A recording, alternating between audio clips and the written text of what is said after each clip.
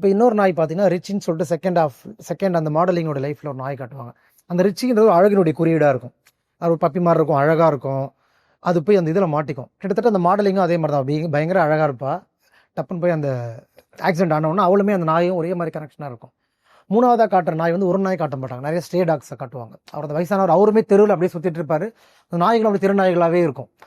So அந்த நாய்கள்கிட்ட ஒரு அலைப்பாய்து இருக்கும், ஒரு அடைக்கலம் தேவைப்படும். அந்த நாய்களுக்கு ஒரு அடைக்கலம் தேவைப்படும். இவருக்கும் ஒரு தன் மகள்கிட்ட மீண்டும் சேரணும், ஒரு ரிடம்ஷனுக்காக காத்துட்டே இருப்பார். இப்போ இன்னொரு லேயரில் இந்த படத்தை பற்றி நீங்கள் பேசணும்னா, இப்போ அதான் நான் சொல்கிறேன், ஏன் ஒரு படம் கிளாசிக் நம்ம பேசுகிறோன்னா, அந்த படம் வரக்கூடிய காலகட்டம், அது என்ன மாதிரியான சமூக அரசியல் பின்னணியில் அது சொல்லப்படுதுங்கிறத வச்சு தான் அது நம்ம ஒரு கிளாசிக் தன்மை அடையுது.